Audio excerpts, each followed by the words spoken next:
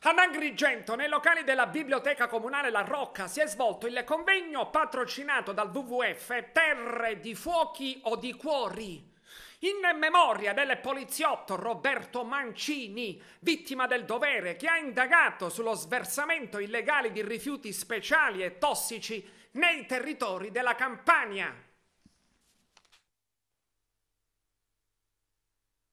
Credo non ci sia lembo d'Italia che non sia a rischio.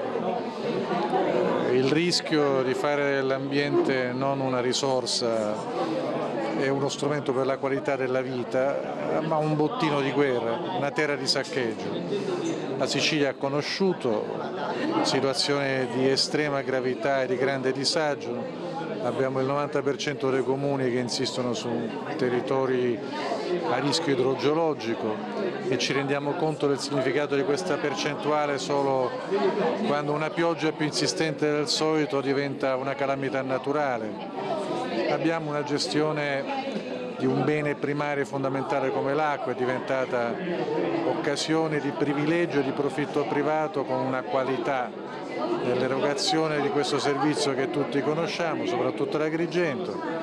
Abbiamo il tema del sistema dello smaltimento dei rifiuti, che potrebbe essere non soltanto l'occasione per risolvere un problema, ma anche per creare reddito, occupazione, anche in questo caso qualità della vita. E in Sicilia noi abbiamo tra le percentuali più basse le aree metropolitane di raccolta differenziata, con un meccanismo che porta nelle casse di 4 grandi aziende quasi 300 milioni l'anno, che è ciò che la Regione paga per il conferimento di discariche private.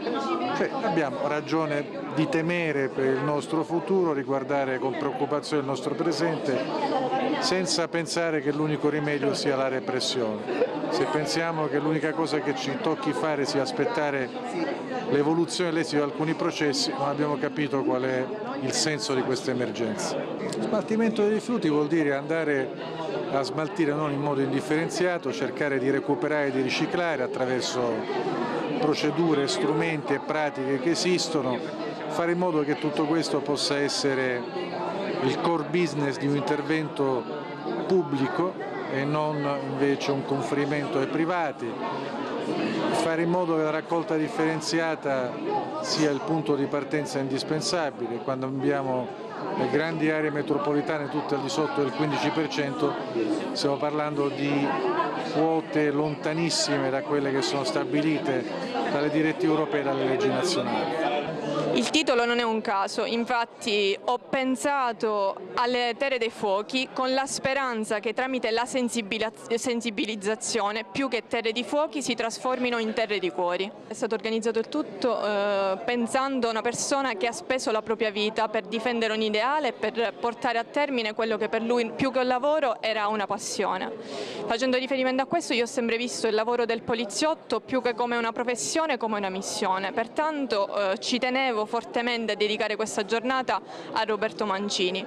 Da lì abbiamo pensato di approfondire varie tematiche in riferimento al diritto ambientale e tramite le relazioni di prestigiosi relatori si è pensato ad una conclusione con la presenza dell'onorevole Claudio Fava, Presidente della Commissione regionale antimafia, che parlerà espressamente di ecomafie.